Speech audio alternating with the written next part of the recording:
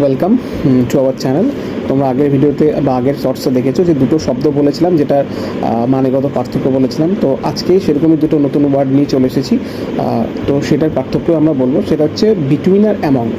দুটোই মাঝখানে অর্থ হচ্ছে কিন্তু মধ্যেখানে, কিন্তু এর মধ্যে অনেক গুণগত মানেগত পার্থক্য রয়েছে। যেমন ধরো যে আমি যদি বলি যে divide the mangoes between the two brothers, যখন দুজনের মাঝখানে হবে বা দুজনের মধ্যে হবে তখন সেটা হবে বিটুইন।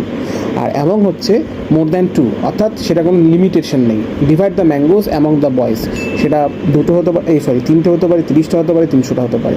তো দুটোর মাঝখানে বা দুটোরই বাংলা মানে হচ্ছে মধ্যেখানে বা মাঝখানে, কিন্তু বিটুইন মানে হচ্ছে দুজন, আর অ্যামং মানে হচ্ছে এর দুয়ের অধিক। ধন্যবাদ। যারা একটু নতুন আছো ভিডিওটায় বা যারা একটু নতুন আছো তারা আমাদেরকে চ্যানেলটা একটু সাবস্ক্রাইব করো, বন্ধুদের সঙ্গে শেয়ার করো, লাইক করো, কমেন্ট করো, আর সবাই একটু সাপোর্ট করো। অনেক অনেক ধন্যবাদ।